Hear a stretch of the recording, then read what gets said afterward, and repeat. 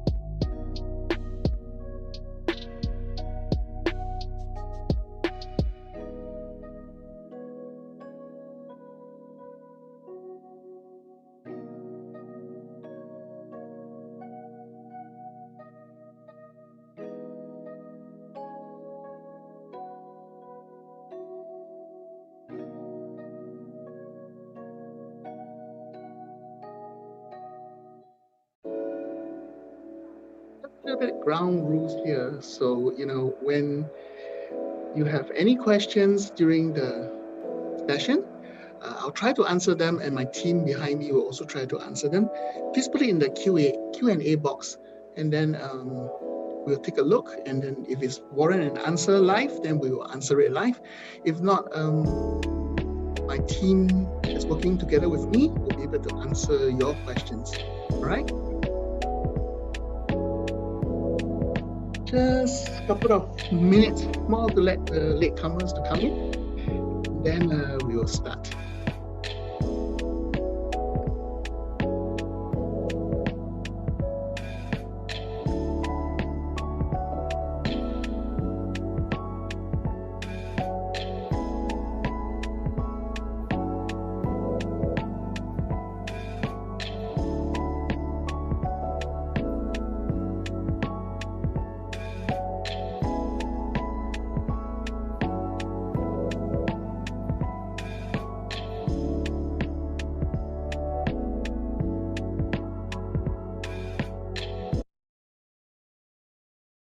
Hi, good afternoon to one and all. Thank you again for joining us for this session on the job search tips for 2022. My name is Lionel. I'm a career advisor with the IBF Careers Connect. And in this about an hour or so, I'd like to share with you some of the job search tips that you could think of as you start your new job search journey in 2022. So, a little bit about ourselves in case of those of you who have not heard of us. Even though IBF, International Institute of Banking and Finance, has been around for quite some time, our career advisory department only started in the late 2018. So you can say we have about 3 years of history. So what do we do? Basically, we provide career advice for all job seekers that would either like to have a career in the finance industry or was already in the finance industry and perhaps want to pivot to some other department.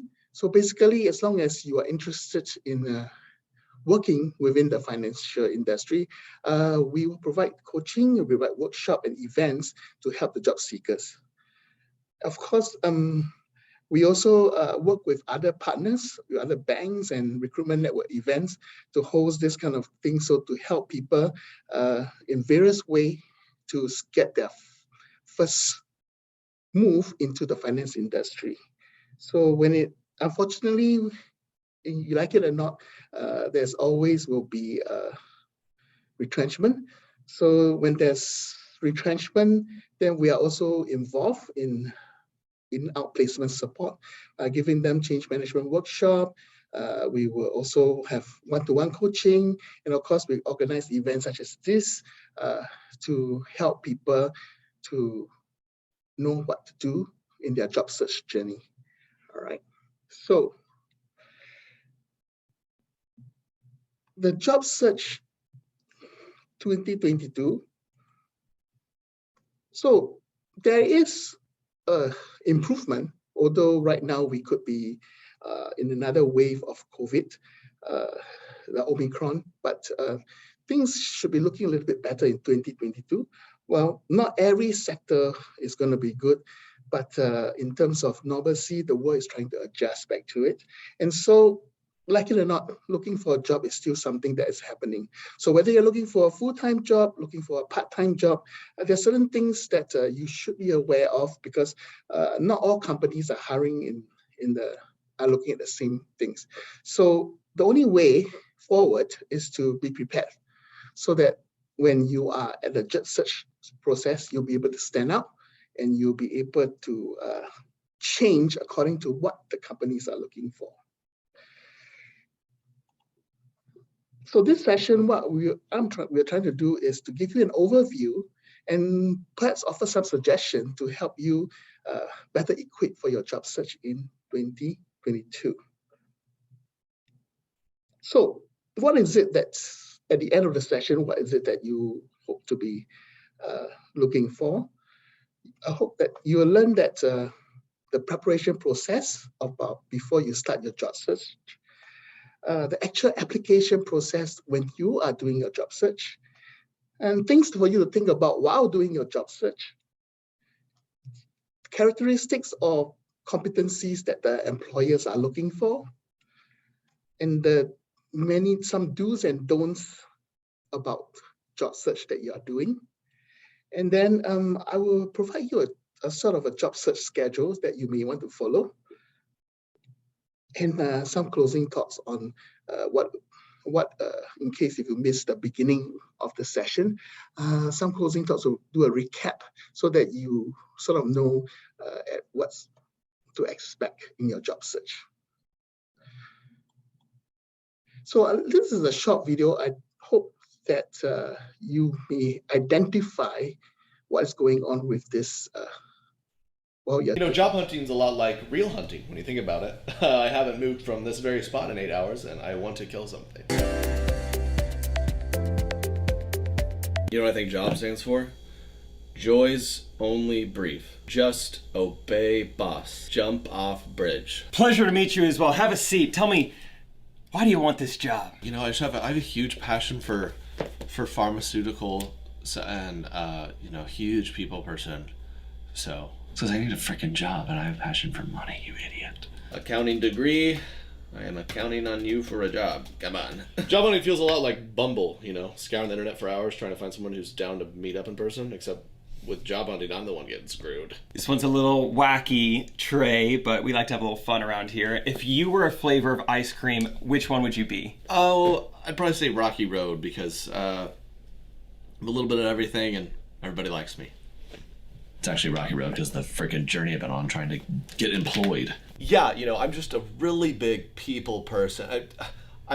Hold on, I'm sorry. My roommate's just making some noise. I'm so sorry. Mom! Turn down Ellen! Oh, I'm supposed to network? Well, I'm fishing for jobs and my net does not work, so. I can't get anyone to talk to me, which is ironic because I have a communications degree, so. What would you say your biggest weakness is? Ooh, perfectionist. Actually getting a freaking job. Hello? Sorry to inform you, we just went with someone with a little more experience. Oh, okay. If you don't mind me asking, I'm sorry, I'm a little confused. I thought it was an entry-level position. It is, but we found someone with 10 years experience. Oh, did you hire frickin' Benjamin Button? Growing up, I was always the class clown. Now, I'm the glass clown. Just I'm on Glassdoor all day. I'd rather run through a Glassdoor. Don't judge a book by its cover, letter. I'm not an idiot. What are you most passionate about, Trey? What gets you up in the morning? Fat cup. Boom! A lot of money on horse 3. Yeah, Ragweed Jones. He's right there. Come on, boy. Come on. Yeah, go, yeah! Networking and accomplishing goals. Yeah, Benji. Been a while, I know, since college. Hey, I was wondering, could I send my resume to your rich vice president dad? I nailed that interview. Oh, come on. I hope so. Yeah, they said no. Next question. Tell me, what was your least favorite aspect of your previous job? Yeah, I felt like I wanted more responsibility, wanted to be challenged a little more. So I kind of hit a wall there. Actually, what I liked the least about it was when they fired me. Yes, finance degree. I can honestly say, honest to God, I spent a lot of hours studying Phi, Alpha, Zetas, the Nance classes. Yeah. This one wants a cover letter, dude. I hate cover letters. I don't have one. The only letter I have is an L. Do you actually know why all my emails are called an inbox? It's because they're full of no's. N-O. Well, that's all I've got. Thanks for coming in. Appreciate your time. We'll be in touch. Okay. Well, thank you so much for the time. I look forward to hearing back from you. I just lied to you for 45 minutes. They offered me the job. Yeah, I know, but it's just kind of one of those things, like, once it's there, you don't really want it, so I turned it down. I don't know. Mom! Okay, I hope that this is fun and tongue-in-cheek, but I bet some of you are going through the same kind of things that's going on, and I hope that this seminar is going to help you to get a head start in your job search. I can understand that you're seeing a black bar up there, but unfortunately, try as I could, I cannot get rid of it. So it's only covering the title of the slide, which I will announce it while giving this seminar, so you don't have to worry about it. So you're not missing anything. That is the main thing is still being shown on the slide that you can see, all right? Apologies about that. There's something wrong with my graphic card today, all right? So this is the part where we talk about preparation. The most important thing about doing a job search is actually the preparation stage, because the more prepared you are, the better it will be when it comes to a successful end to a job search. So first thing first is yourself. Really, you really need to reevaluate about yourself. You got to know what exactly is it that you want, right? Because the more focused you are in what exactly that you want to go for, I won't say it's easier, but then when you do your job search, you find that you are more in touch, more focused on what is it that you're looking for, and you can go to the correct place to look for that job that you're looking for. So what is your desired job role? Are you, a fresh grad wanting to go into the finance industry? Or are you perhaps a mid-career switcher who is in the finance industry or maybe not in the finance industry, but wants to either pivot to another area in the finance industry, or you just want to come in and perhaps start in a more junior position in the industry, right? So basically, as I said, are you planning to break into another industry, or you just want more responsibility because you feel that your current company, you have reached the peak? So you got to understand what is it that you really want, because then when you start the other part of the preparation, you find that it's easier for you to get organized and be able to start making concrete action plans for your job search strategy. So things like, am I going to go work for an MNC or perhaps an SME, or even am I going to work for a startup? And it's like, based on my desired job role, is there anything that I need to upskill so that I can bridge the skill gaps? You may even want to consider, perhaps I should start with some contract roles, especially if you are a new fresh grad and you want to break in, or if you are a mid-career switcher, perhaps you want to try it out first to see what is it like to get some contract role, or even possibly a remote roles, meaning the company could be in another country like Malaysia or Indonesia, but you are stationed here, and perhaps you're taking up project kind of roles. So you could also consider such roles just to get that experience. Because sometimes I know some of you are facing the problem is, yes, you may have the degree for it, yes, you may have the qualification for it, and then you'll get this, but you don't have the experience. So one of the ways to get this kind of experience is perhaps you should talk about contract roles, or even the possibility of remote to get that experience. Okay, so after you have get to know about yourself, right? You understand yourself, you have this clarity about yourself. The next step is go and do the research, which is part of the preparation, right? The research, what do you want to look for? I mean, like any time the research will tell you, but look at the company, look at the role, but I would advise you to go deeper, meaning don't just go on the surface of what's going on, but go deeper, find out, because we are still in the COVID, how is each company that you plan to work for, how are they impacted by this COVID? Find out through their annual reports, their website, or even blogs or industry publication, or even news about the company. Find out snippets of information that you could use either on your resume that you're going to prepare next, or if you do get an interview, you have enough information to impress the hiring manager that you are really, really serious about the role and to work for that company, right? Look for insights, look for trends on how this industry that you want to go in, the company you want to go in, how did the role that you are going to do adapt, and what is the progress made. So these are the things that you should look out for, not just looking for the mission of the company or the vision of the company. Still important, don't get me wrong, but you need to dig deeper to get as much information about the company or the role so that you could use it to set you apart from the other job seekers. Just for interest's sake, on average, any published job, 200 to 300 applicants, right? Depending on the company, again, depending on the role. So you're competing with a lot of people. So the more information that you could gather, that you could use to your advantage, the more successful chances of a successful job search will happen, right? So understand, whether they have a new business division, whether they come up with a new way of doing things, any new business strategies, right? So one of the ways that you could do it is basically you could set a Google alert on the companies that you're following. So whenever this company appears on any news, you'll be alerted. So you will always know what's going on with that company that you are wanting to. Of course, you can always go to LinkedIn, follow the company, follow the leaders in the company, So right now at this point in time, research is one of the best way to make yourself prepared, because preparation is very important, because the more prepared you are, you find that you will have this self-confidence.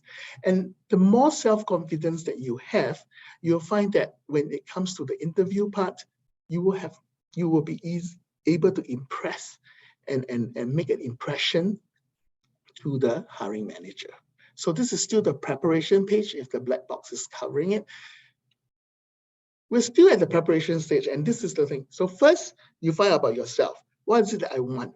From there, I go and research to support what I want, to know that I have the information that I need. And the next thing that you need to do is refresh your resume and customize your cover letter, right? Because you need to now input the relevant information that you found from the research into your resume or into the cover letter, so that it shows your interest. It shows that you are really, really wanting to work for this particular company, right? So update the relevant key skills and experience that is required for the job, but don't lie. If you do not have it, don't say you have it. You have never experienced it, don't say you have experienced it, right? So most important on your resume, when we talk to a lot of hiring manager, is they want to see that you make a difference in the roles. So it is not enough just to mention what you do. You need to tell them, your resume cannot look like another job description. So if you look at your resume and all it does is tell the hiring manager what you did in that position, well, it's not going to be good enough, because they are going to look at, they're not interested in what you did. They are more interested in how did you do it, right? So they're not interested that you you handle day-to-day customer inquiries, but they want to know how did you handle these kind of inquiries. So you got to, as we said earlier on, you got to go deeper on your resume. Your resume needs to look like an achievement award. Like when they read it, they'll find, wow, this person is successful in the field or the position or the role that he or she excel in.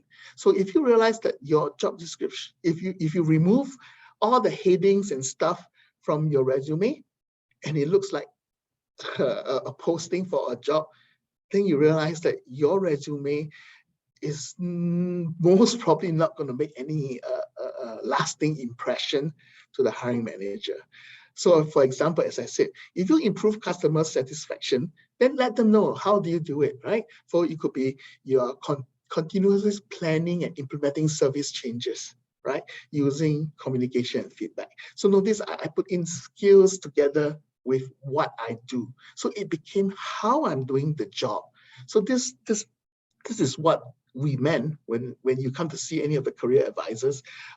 What we mean that your resume shouldn't look like a job description, right? As I said, this session, we're not going to go too deep on this because as we move down the calendar, there will be session whereby we will definitely tackle such things under resume writing or powerful resume. So stay tuned for it. So if you can't wait, then make an appointment to see us. And each of our career advisor will be able to help you phrase things on your resume so that it doesn't look like just another job description, but something that showcase yourself, as we said, whereby you make a difference in your respective roles, all right? We are still under the preparation. As I say, preparation is very, very important. So in a recent survey, we want to know that's done by Career Builder. It says that what do the employer wants to see in a resume? You will find that they want to have customized, which means if you hear one career advisor after another, you will say that your resume need to customize, because every bank or every company for that matter looks at things differently, right? So you need to really customize your resume so that it looks like it's a perfect fit with what the company is looking for, right? If you can, always accompany by a cover letter, right? And they will like it if you can address your cover letter knowing the name. It shows that you bothered to go and check, who is the people that are working, who's in the hiring team, who is the talent recruiter in those companies. So it shows whether how keen you are or how resourceful you are in finding such information. Okay, and surprise, surprise, they actually like it if you provide a link on your resume to showcase other things that you normally may not have space to put in your resume.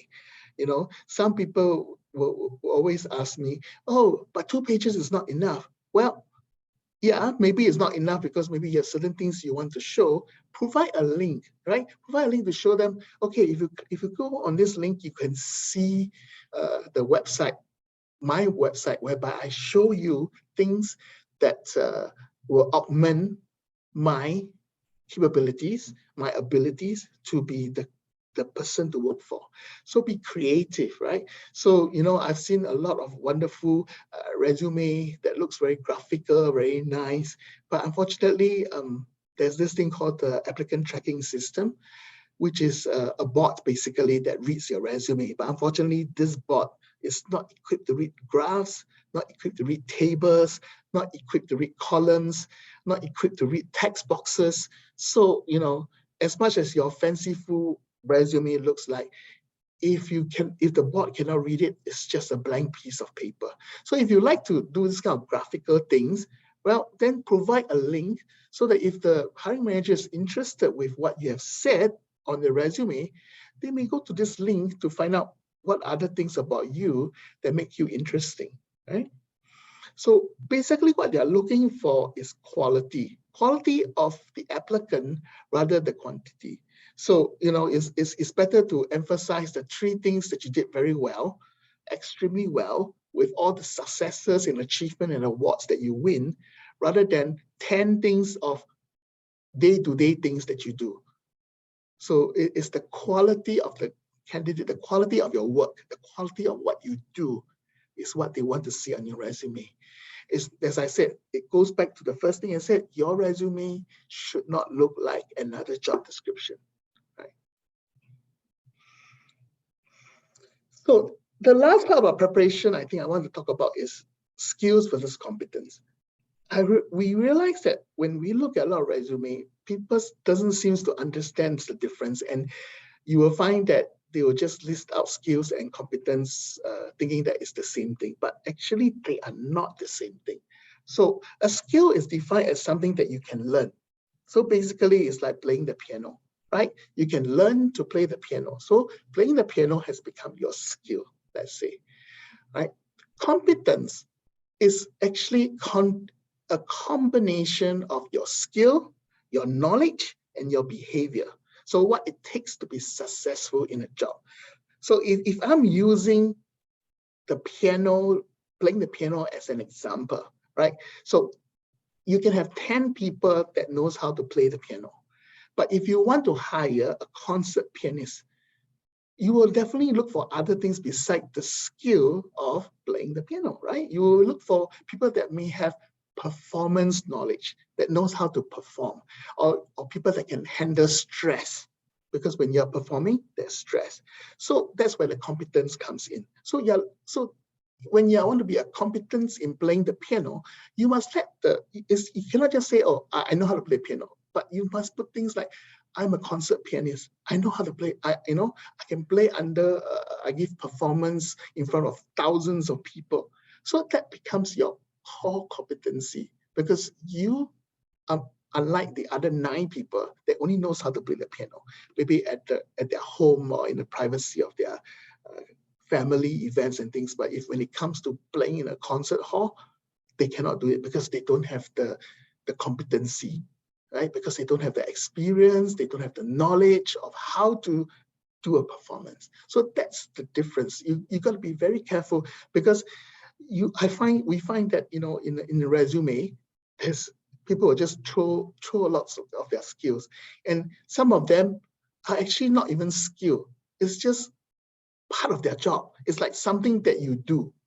So that's, again, it falls back again to your resume should not look like a job description, right? So having a skill is something, what we call a hard skill. Most of it will be, as you say, be able to do computer programming. You go to school, you learn something. So that's a skill that you learn, right? But to be competent or to have the competency to do it, that is different, right? So as I said, using the piano learning as an example, that's what we are talking about. So be careful when you start listing what is my skills or what is my competency, right? Please check, double check, triple check, and make sure that, and of course, a career advisor will be able to tell you where, should you put this down as a skill or should you put this down as a competent, right? So these are the other things that I just want to just close it off in terms of the preparation part, right? We're still under the preparation, right? So because of COVID is still with us, unfortunately, so you need to consider how things are done now that is different. So with social distancing, with remote work, how is the cleaning being done, and how is all this will affect your job role, right? So you got to realize that in the past, perhaps you can call a meeting immediately when you have a problem, and everybody can meet in a room, and then they can discuss and they can solve the problem.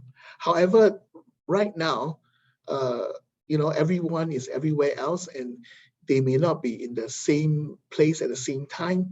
So the coordination things will come into place, right? So it also brings you to what we call preparing questions to ask about the role when it comes to thinking of new ways to do things, right? So as I say, if you do your due diligence, you read the annual reports, you do things like that, you bring it as part of your question when you want to ask the hiring manager, right?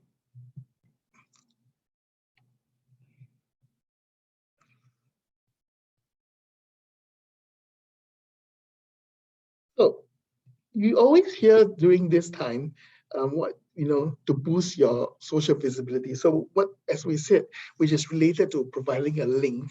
So you need to be able to be visible online.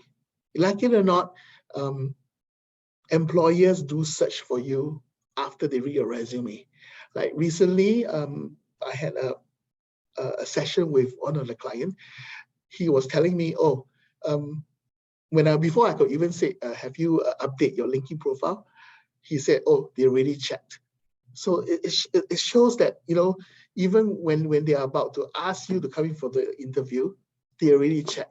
So make sure that, your online profile is always ready to be seen anytime, right? Before you start your job search, please take a look at your online presence.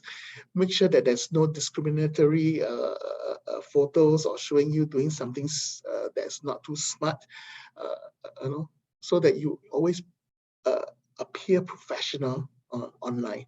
So what other good things about being online? Write an article, show that you are an matter expert in certain subject, right? Create a website to showcase your past achievement, right? Create a professional profile so that the recruiters can find you. So you need to be able, so that when the recruiters say, oh, I need to look for compliance expert, right? When they type compliance, you hope that your name appears in the first few pages. And how do you do it? You need to keep yourself visible online, so that when the recruiters are looking, before they even publish the job, they may decide to look whether they can find somebody first. And so this is how they will find you. If you have a visibility online, then you will always appear on their search, right? Some of you who are on LinkedIn, you will know, right? They will tell you every week you appear in how many searches. So you want that number to be high. So it shows that you are very visible in your online presence. So when it comes to application, right? Job portals is usually what people turn to, because job portals have everything that you want under the sun. Under every different industry, they all use job portals. But what I want to caution is, find out the particular companies that you want to work for, how do they advertise, right? Then go to those unique places where they advertise to look for the roles, right? But please remember that 20 to 30% of the job out there are posted, right? So, which means 70 to 80% of the job are unpublished. Meaning, how do you find it? How do you get access to it? Well, to get access to it, you need a multi-pronged approach when it comes to your job search. Namely, something that many of us don't like to hear, which is networking, or an informational interview, or a speculative application.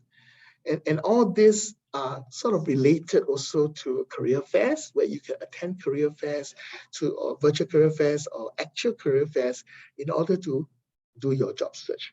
So let me just touch a little bit on networking, information interview, and speculative application. I mean, as I said, this is just an overall view on what you should do in your job search. We will cover a deeper study on all this topic in later seminars or later webinar, so stay tuned for it. If not, then, as I said, make an appointment to see us. Later, at the end of the slides, I will show the email address that you can contact us and make an appointment to see a career advisor, and then you can work one-to-one on all this networking or resume writing, right? Which is the two things that we talked about just now. So networking is one of the powerful way for you to find roles, right? So just remember, networking is a conversation. It's building and maintaining a relationship, right? It opens doors to opportunities. However, don't go into a networking thinking that someone's going to offer you a job. So networking is not a sprint, right? It is a marathon. You need to maintain this professional relationship. You cannot expect just after one networking session wow, all the job offers will start pouring in like nobody's business. So please bear that in mind. Networking is not an instant thing, but it's something that you need to build on, something that you need to invest in. So as we said, in Singapore, almost 50% of the professionals says that they got their jobs through networking. Okay, so networking is very, very important, and you'll be surprised. Many of us already have a network, right? Your family is your network. Your friends is your network, right? Your professional colleagues and things are also your network. So you could start there first, right? Before you can attend what we call networking activities, so that you can get that 80% that is not posted online. Right? So as I said, don't expect just because you attend networking activities, you go to a career fair and you did a great job doing your networking, you get a lot of people, a lot of contacts, and immediately the jobs will start pouring in. No, remember, it's still the first thing is building and maintaining these professional relationships. It takes time, it takes effort, but the result is tremendous because as we said, statistics shows that 50% of the professionals in Singapore attribute their current jobs to networking, all right? The other thing that you are aware of, which is similar to networking, is what we call an informational interview. So an informational interview is just a friendly conversation, sometimes over the phone, sometimes over coffee, where you ask a professional about his or career experiences. So it's another form of networking, but a more close one, right? So basically you want to learn about the job role or the industry that interests you. That's why you contact this person, right? So often working professional will oblige. Of course, be prepared to get no response, right? But as long as you have a proper introductory, as long as you tell them why you're wanting this appointment to see them, why are you contacting them, right? So, I mean, even myself, if you find me on LinkedIn, you want to connect with me, I really appreciate if you were to send a right message of why is it that you want to connect with me? Because the first thing I'm afraid of is it a scam? Is this a scam? Like the OCBC and all these things, scam. Is it a scam? Are you trying to scam me? Second thing that I'll be afraid of, are you trying to sell me something? Right? Or number three is, are you going to beg me for a job? So remember, information interview is not, you're not asking for a job. So please have a proper introductory email or message to let them know why are you contacting them and reassure them that you have no hidden agenda. Then the chances of you getting a yes, let's meet for coffee, okay, let's chat for 20 minutes, can answer your question, and it will happen. And it's a form of networking because when the person gets to know you, right, get to know what is it, this, maybe down the road they remember this conversation and they may contact you for a job. But as I said, do not go into there expecting to get a job. If you are doing that, then I'm sorry, you're going to be disappointed, right? As I said, if he or she is impressed with you, they may consider you when the appropriate opening comes up, right? So informational interview, something like a networking is different. Networking is you may meet one or many people at one sitting, but information interview is usually one-to-one. You know, as you said, you contact the person, you go out for coffee, over coffee, or even a phone call over a phone call and get a conversation, get a relationship going. Last but not least, sometimes you may just have to use what we call a speculative application, right? You just hope that when you write to the company to tell them about yourself and your ability and your availability to do something, right? You could do that. But there are rules, because if you don't find a name that you could write to, you find that it goes straight to the trash, right? So if you say, oh, whoever is concerned, to the HR manager, to the hiring manager, to the recruiter, chances are very high if you write this kind of letter or to introduce yourself, you find that it will go into the trash. So make an effort, right, to find out who, right? If you write, as I said, you write things like dear sir or madam, dear recruiting manager, dear hiring manager, you send such things to HR, you most of the time will be ignored, right? So do a little bit of homework before you start doing this kind of speculative, right? Find out about the company, something that you could talk about when you are going to write. And most important is how you can contribute to the company based on what you have read about the company, right? So you can start with some information about your skill, your passion, your interests that are aligned to the needs of the company. Right? So if the company is looking for someone in sustainable development and you are very much involved with that, you could use that, you know, as a starting ground to introduce yourself. Okay, so explain to them why you are contacting them, right? Don't just say, oh no, give me a job. You know, be authentic. Be yourself, be a way to let them know, look, this is me, I'm strong in this. I just want to know whether there's any available position in your company that I could contribute to. The main thing is you need to sell yourself, right? But again, be prepared to get no sound, no picture, right? Because as we said, it's only a speculative application. But if you do not want immediately gone to the trash, do some homework, right? Find out who are you going to write to. Find out if there's anything that you can talk about the company or the role whereby you can spark an interest in you so that they know that you are serious, that you have really a vested interest or a passion in doing what you said you are doing. Okay, so again, tailor your resume, your cover letter to persuade the company that you are a good strategic hire. So this is what I'm just going to touch on the 3 other ways besides just applying through the job portals, right? Because as we said, the job portals only offer 20, if not 30% of the job. It's usually when they cannot find anybody within their internal network again, that they decide to post this job on the job portals. Okay. So you also find that during the application process, a lot of things will be done during the phone interview, right? So make sure that if you're going to have a phone interview, find a place that's quiet, find a place that's private, because you never know what kind of interruption is going to happen, and it's not very nice, right? If you can, use a headset, use a microphone so that you can hear better and speak better. So you don't want to lose the opportunity to impress someone because they cannot hear you at all, or you're coming in broken, stuttering, and they cannot catch. So that's not very professional, right?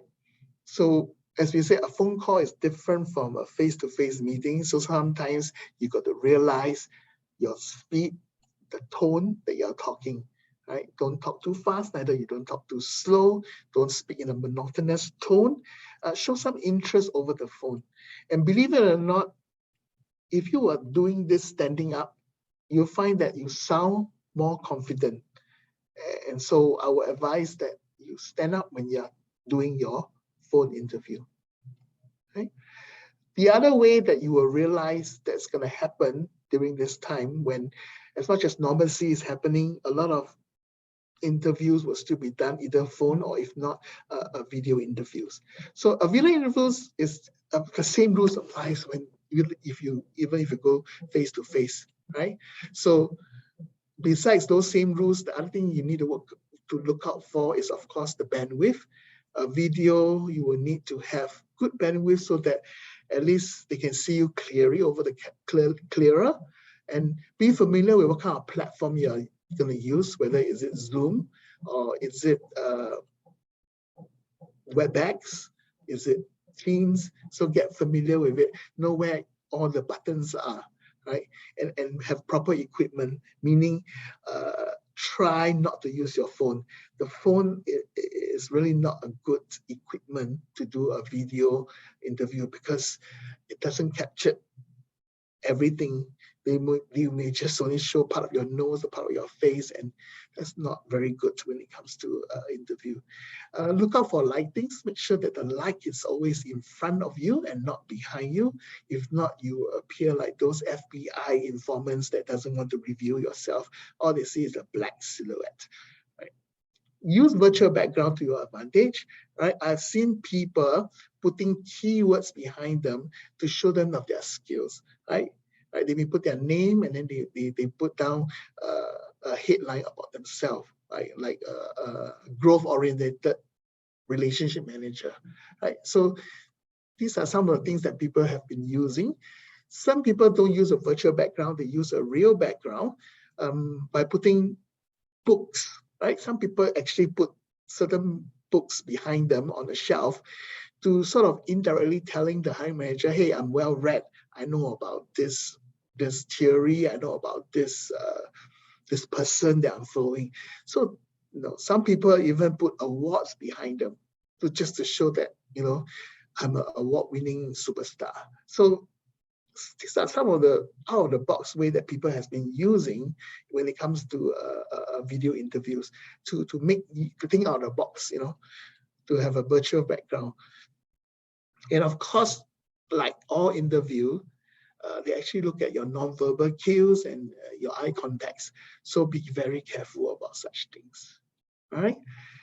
So after the preparation part, which is very important, the other parts that you were doing about will be, as we said, the application part. So either you apply through job portals, which means you need to have a good resume, a good cover letter. Even if it's networking, you will still need a good resume and a good and sort of a good cover letter too. So what are the other things you should think about while doing your job search, right? Again, what kind of thing that sets you apart? Remember, we talk about your resume. What are the things that you want to put to set you apart? One of the things that people are looking for right now is people that knows how to set their goals, and most important, how did they achieve them?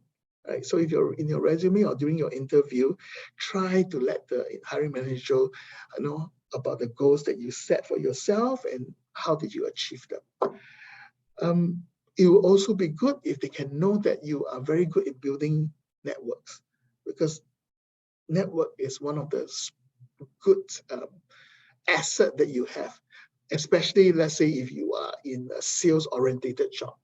If you show that you have a good in building professional network, means the chances of you winning sales is very high, and that puts you in a better advantage, right?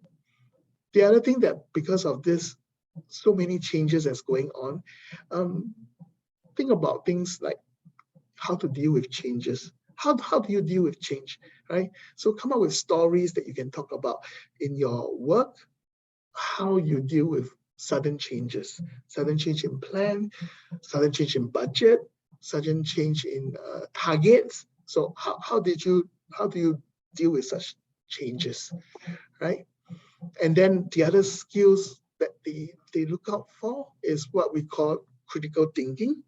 So very simple, critical thinking is just that you have the ability or the skill to be able to differentiate among all the data, all the information that's coming in, which one is true, and how you use this information to make a good business decision. So that's what a critical thinker is. So be careful, because a lot of people misinterpret what critical thinkers are. Of course, leadership skills and team working skills are things that will set you apart. And some people will say, "Hey, Lionel, I want to take up certain tech to complement or augment myself in this time." And actually, this is a very good time for you to do it, because a lot of institutions are offering very short-term courses just to help you understand, or shall we say, complement and augment you.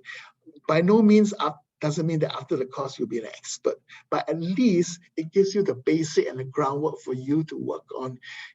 So they were looking for people that perhaps know some basic or advanced programming skills like Python, SQL, machine learning, and like automation, which is something that is the advantage if you have it, right? Other things that they want to look at is how do you manage data, right? Can you use data to make good decision?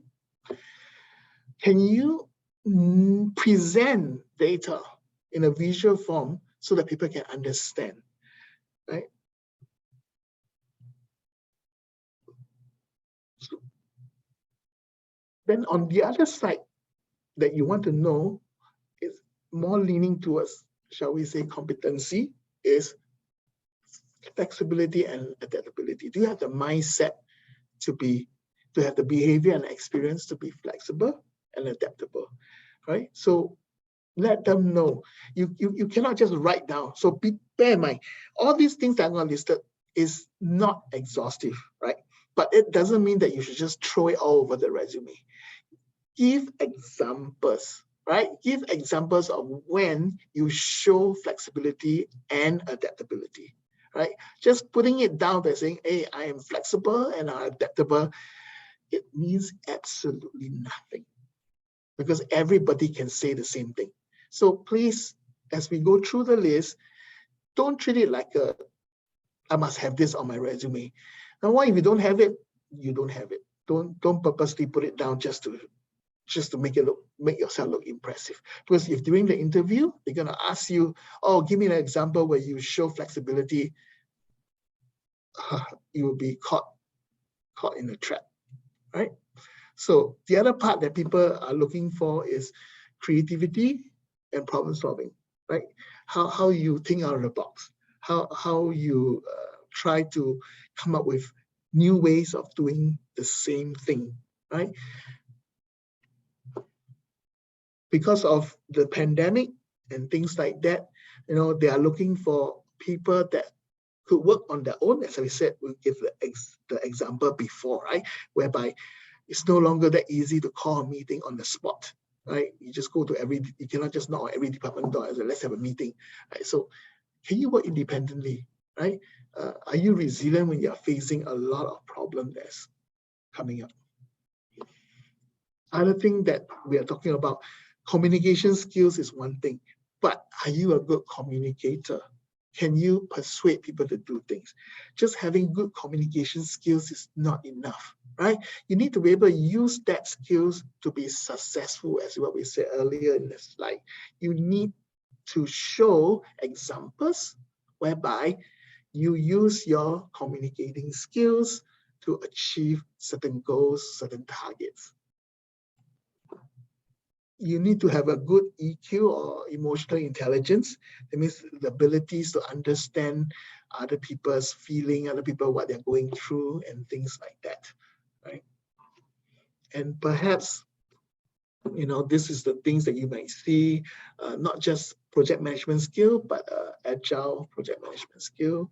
And of course, to able to work well with others. So these are the things, again, this is not exhaustive. These are more or less the main things that you will find if you were to look at your job description in most of the role that you're going to apply for. These are the things that employers are looking for. So be prepared, right? As I said, go to the interview with good stories to tell the interviewer how you demonstrate all these competency or all these skills. Okay. I know I've been talking very fast, and if you have any question, I'm almost done, and then we could save those questions and we could try to answer them. Right. So I'm going to just touch on very quickly about the do's. Right. Please be patient. Right. Try not to get too sad if the process is taking a while, because it is longer. On average, the hiring cycle has increased by perhaps 2 to 3 weeks. So it takes a longer time for the HR to coordinate with all the hiring managers to come up with a decision. So it does take a while. So don't be disheartened, don't lose heart, be patient, okay? As we said again and again, don't keep your cover letter the same, right? As we said, 49% of the employer like to see a cover letter, 61% like to see a customized cover letter or resume for their open position, do follow up, okay? It's got to do with networking, got to do with everything. Even if you get rejected, do a follow up, because you never know. You could be the second person if the first person rejected the job, right? Just because, you know, there are times where people don't accept the job offer for whatever reason. So even if you get rejected, do a follow up. Right in, if they say, oh, sorry, you're not going to proceed with our application or your application, if you can reply back again to illustrate that you really want to join the company, and if there's other future openings, please consider me. That little gesture actually speaks about your commitment to wanting to work. So if by any chance, when the offer is given to somebody else and that somebody else rejected it, you could be the next person that they turn to, right? So follow up every lead, even if it's a rejection, okay? And don't get distracted, be focused, right? Especially during the interview, and be attentive to details. So as we said, it's not the quantity, but it's the quality, the detailed part of how you're going to tell them about yourself, how you're going to brand yourself. And that comes very important in the beginning when we said, find out what is the role that you want to play. Because everything that follows in your job search strategy depends on that definition of what role you want to play. Because when you work with a career advisor, that's what we're going to do. We're going to ask you, what is the role that you want to play? What is it that you want to tell the hiring manager about yourself? Or shall we say, what is your superpower? What are the competency, the skills that you possess that you want to let the hiring manager know about you? And then we package it in the resume, and then we come up with true stories, true examples, so that during the interview, you know, the whole role that you want to play comes into a complete picture. So that's why it is always good that you have someone to talk to, be it your friend, be it your family members, if not a career advisor, to help you keep the true, they say, keep the true north, so that role, that persona that you're trying to build is always in line, so that when they think of you, they know what is it you're about, what are you all about, which is how you make an impression and how you stand out, how you are different from all the competition that you have, right? So ask questions if you can during the networking session, during the informational so-called informational interview or actual job interview, because it shows that you have done your research. It shows that you have think about everything before you decide on meeting that person, right? It's always good to show by asking questions. Okay, let me qualify. Ask questions that is pertinent to yourself, that explain why you're asking this question. Don't ask questions for the sake of asking questions. Don't ask questions that you saw on Google or anywhere else and say, hey, this is a good question to ask. Okay, that question you ask, okay, think about it. It has to be related to, it has to be relevant. It has to be related to why you're having this conversation, right? And as we said, do seek help, because job search is actually quite draining, right? It is very draining, because I've done it before, and I know. And what do? I do seek help, right? I had a career advisor also. I still have a career advisor, right? So that I could, you know, bounce idea. So if not, get a buddy, you know, find out, you know, if like through networking session, through attending courses and things like that, you know, form a buddy situation whereby you can help each other, motivate each other. So do seek help, right? If you feel drained, you feel defeated, you feel that, what's going on now? I'm not getting it. Do seek help, right? And don't limit yourself, okay? Don't think that, don't be extreme, right? If you know that you only have 20% of what they want, don't think, okay, I don't limit myself, I'm going to apply for the job. what I'm talking about is if you feel that you have 80% match, right? Go for it, right? And in that 20%, prove to them that you can fill this gap quickly and fast so that you will still satisfy them. Many hiring managers know that they cannot find the perfect match. But if you could prove to them, right, that whatever gap that's there, whether it's perceived or not, you have the ability to close the gap, fill the gap in a very short time so that you can start contributing to the company. So don't limit yourself. Don't say, hey, I don't have this, I don't have that. Yes, you don't have, but if you could show to the hiring manager that you have the capability and the ability and the aptitude and the attitude to do it, then don't limit yourself, go for it, right? So if you have a career ambition, don't tell yourself you can't achieve them, right? Keep trying, work hard, right? I know looking for a job is not easy, it's really tough, right? I know I'm running out of time. At this point in time, I would like to do a poll so that you can help us to do better, maybe, so that as we move in 2022, we'll prepare literature or seminars or webinars that is more centered towards what is it that you want, right? So please help us by filling this. It doesn't take too long. I have one more slide to go. And after that, I hope we have time to answer some of your questions. If not, I hope my colleague has already answered your question. And if you really want to have a one-to-one session, I will also flash to you the email that you can write in, and then we can arrange a meeting with the career advisors with IBF. It may be me, it may be my colleagues, so that we could really help you. Our intention is always to help you, right? We want to make sure that we can assist you in finding your dream job, even in trying circumstances, right? We will do our best to help in various ways that we could.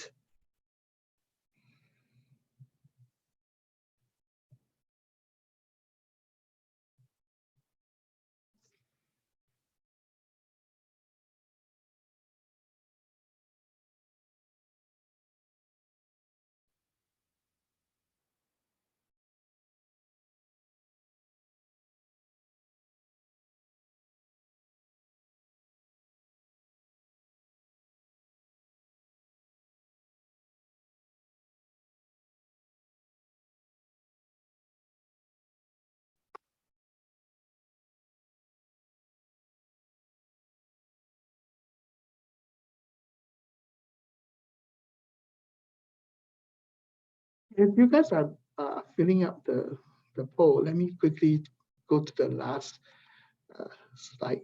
So this is just a schedule that I used to use when I was looking for a job, and you realize that actually looking for a job is a full-time job. In fact, you don't call yourself unemployed. Your occupation now is a job seeker, right? So as it covers everything that we talk about, find out what is your goal, recalibrate your goal, find time to do that. And then after you do that, as we talk about, you do your research, you try to, update your resume, right? And then try to find out who can you have lunch with for networking, whether it's a networking lunch, whether it's of course now it's during COVID, so it's going to be tough, but hopefully there'll be a chance whereby you could have a quick lunch, a quick coffee to do your informational interview, and then do some social media maintenance, because as we said, hiring manager always check on your social media presence if they look at your resume, and then practice for your interview, right? Find out where you want to work, find out, research about the company, and then if there's any emails that need to follow up, send. And after that, about 6 o'clock, end of the day, rest, refresh, you have done your job. This is as we said, this is like a job. It's a full-time thing, right? And last but not least, I just want to close by saying, research is very important. As we said, preparation is the key. to get self-confidence and to do well, right? Resume, as we said, how do I make a difference? If quantifiable result is possible. During your interview, right, tell them stories, give them examples, right? And I said, networking is very important. As I said, almost 85% in the whole world. In Singapore, it's about 50%, but it's still a lot. So networking is something that's very important, and we do have a session on networking sometime. In fact, we have a session on resume, we also have a session on interview, and we have a session on networking further down in the year. So you can connect with us through IBF Careers Connect. If you write into this email address, my wonderful colleagues will definitely arrange for you to meet a career advisor to work on, as we said, your job search strategy. We could also work on your resume writing. We can also work on your interviewing skills. And of course, we can also work on your networking skills. So these 4 things are basically what we call the Fantastic Four, which we will have something to talk about later. And if you could, next week, we'll have another webinar talking about where we invite someone to come in to talk about what are the job outlook like in 2022. Perhaps if you haven't signed in, I will advise you to sign in. Perhaps it gives you a window of opportunity on what to see, right?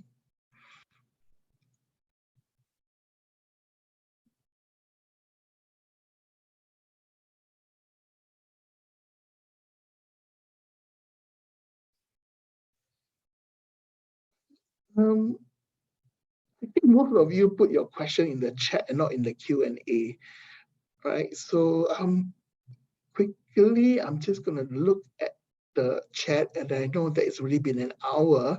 As we said, if you cannot, if I cannot answer them, you can go to our web page, and you will find the where you can contact us and to have a session with us. As we already put down, our email address is ibfcareersconnect@ibf.org.sg. So I do not want to hold back any of you guys. If you guys are taking a late lunch and using this as an opportunity to attend this seminar, thank you very much for attending. As I go through, I find that most of the questions have been answered. And Lionel, there is a question on recommended dress code for Zoom interviews. It's the same as you go face-to-face. You need to be at least semi-formal, right? It's basically a Zoom or a virtual interview. As I said, the same rules apply. You have to act like you are going for a face-to-face interview. And so you need to dress appropriately. Besides dressing appropriately, of course, your haircut, if you're a lady, like makeup, the other things you may want to look out for is if the light is on your face, does it shine like you are, so there are things that you need to look out for, which we will, if you come to see us we will advise you as a career advisor. Is there anything else that I have not answered? Because I don't want to take up too much time for them, because we have overshot the timing. I think more or less done now, unless the person who asked about Agile project management still has got more questions. I think that one we will not be able to answer online. I think the person, perhaps, who make an appointment to see us, then it's easier for us to take it offline, one-to-one, to answer your question about your Agile project management. I think that's about it. Thank you guys so much for coming. Thank you for taking part in the poll. I wish you all the best in your job search. And as I said, we stand ready to help you. Do write to us and set an appointment and to discuss your unique situation and how we can work together to help you to reach a successful conclusion in your job search. So with that, I shall end this webinar. Thank you again for coming.